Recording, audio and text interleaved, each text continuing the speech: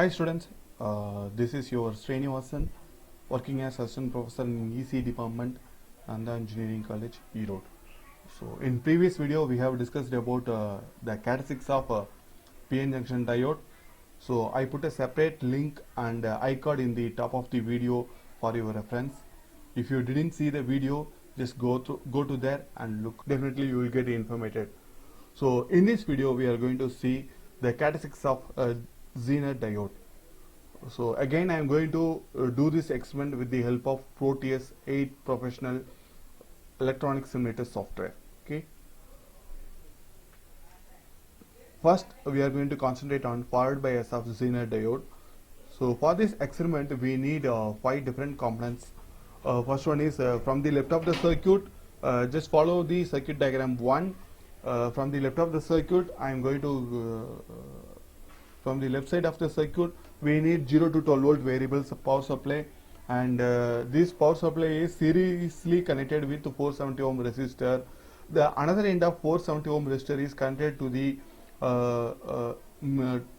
0 to 200 milliampere ammeter, DC ammeter, and the negative of the milliammeter is connected to the two areas. First one is anode terminal of this Zener diode, and the same terminal is connected to the positive terminal of DC voltmeter.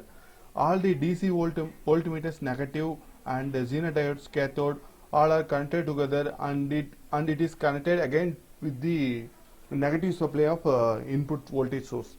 Okay, this is the circuit diagram. First we are going to do.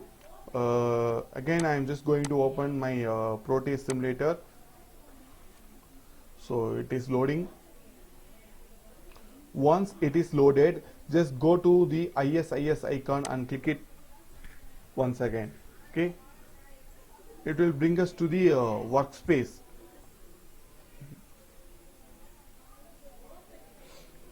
In the workspace, just click the P button to pick the devices. So first what we need is Zener diode. Zener, type it as Zener, or if you know the Zener value, I is at 5.6, just directly type that value, you can get your desired Zener diode. Okay, so I just type it as Zener. So in that you have to choose it as 5.6V. It is our Zener diode. Okay, so it is added. Then what we have to do means next we need to select 470 ohm resistors. Okay, just type it as 470 and click the resistor tab. So there you can find 470 ohm 1 by 10. Okay, or you can choose 1 bar 4. Okay, that means quarter watt resistance. Okay, yeah, it is available here. Okay, 470 1 bar 4 watts. Okay, just click it there. Again click the P icon. Then what we need is 2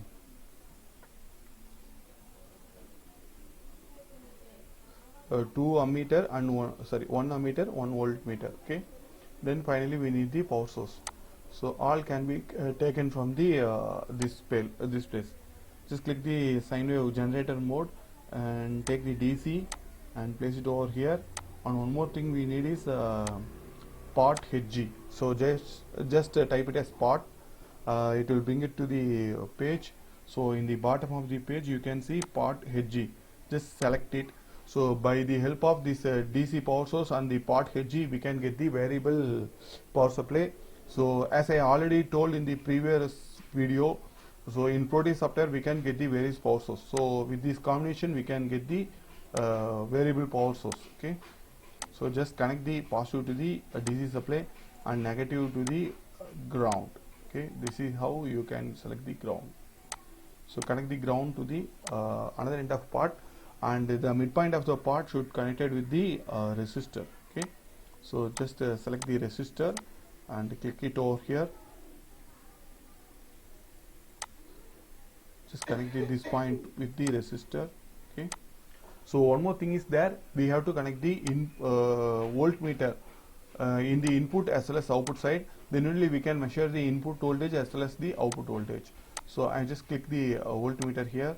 So I have placed with the input side, and another terminal of the voltmeter, that means negative sign of the voltmeter is connected with the ground terminal. So again I have voltmeter. I have connected that voltmeter in the output side. Okay, so I'm going to before that we need to have a DC ammeter which is series with the resistor, right?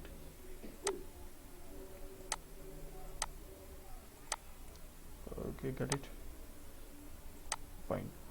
Finally, we need to have our Zener diode. That means the anode is connected with the positive terminal of the supply. So that is called forward bias. Okay. Cathode is connected to the negative terminal of the uh, power supply. Okay. Now the circuit is over. Again, I am going to zoom our circuit as our for our requirement. Okay. So I have zoomed our circuit. So before going to simulate the circuit, we need to have our DC voltage source. I set the value as 50. Okay. Now it is over, and place the resistance value to the bottom, that means 0 value. Sorry. Let's simulate the circuit. Okay. So it shows 0 input voltage and 0 output voltage, and there is no current flow through the device. Okay. So before that we have a label. Okay. It is input voltage. Input voltage. Sorry.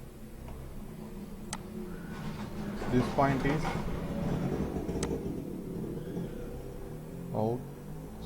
output voltage.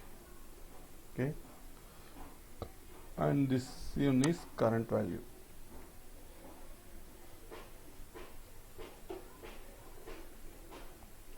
Okay.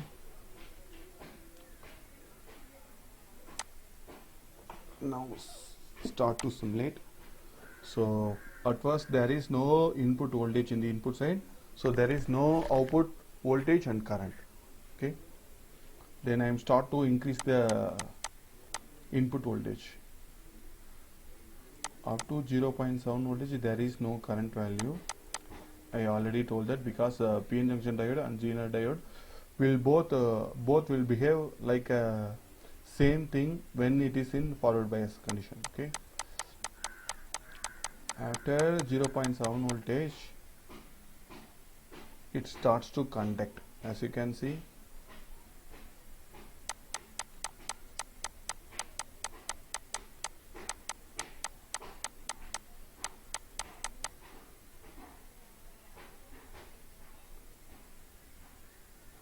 When the values cross 0.7, the current values start to increasing rapidly. Okay. So up to that, minority charge carriers will flow through the Zener diode. So again I am going to increase the input voltage value. So as you can see, the current values start increasing. Okay. So as you can see, the current can carry up to the maximum value of 0.10 ampere. Okay. So the next step is we have to connect the diode in reverse bias condition. For that, we just need to stop the simulation and remove the connection terminal. Again, click the diode and press minus symbol.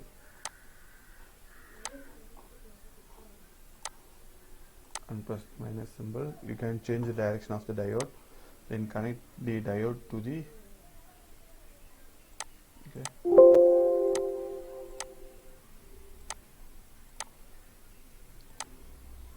circuit. Okay, fine. Again, now we are going to what we are going to do means we are going to set the value to 0 of input voltage. Again, I'm going to start the simulation. So up to 5 volt there won't be current flow. This is about reverse bias of PN junction diode. So let's have the characteristics of Zener diode. Okay. So in Zener diode, in reverse bias condition, two type of breakdown will occur. The first breakdown occurs at 5 volt supply. So that is why we have a 5.6 V as Zener diode. So at 5.6 voltage of reverse bias supply, the Zener breakdown will occur. After the 50 volt or 60 volt, the avalanche breakdown will occur. So let's see it by the circuit diagram. Okay. So I am going to increase the value up to 5 volt. There won't be current flow in the ammeter. Okay, so I am just increasing the input value 3.54, 4.55. So after 5 the current value start to increasing.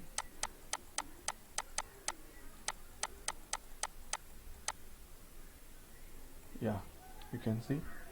So it is a 5.6 volt Zener. So after 5.6 only we can get the current value in the ammeter. Okay, so even though if you are increasing the value, the input voltage remains at the 5.6 or 5 to 6 volt only. So but the current value only increasing. That means the Zener breakdown occurs in the Zener diode. Okay, so again I am keep on increasing the value. Even I have applied the 50 volt as input, but in the output side only keep the voltage value as 6 only, but the current value is increasing. Okay, this is how the Zener diode will behave in both forward as well as reverse bias operation. Okay, okay friends, I think this video must be helpful to you all. Just subscribe our channel to keep on getting this kind of lab experiments, and if you have doubts, please text me in the comment box below. Okay students, thanks for watching. Thank you.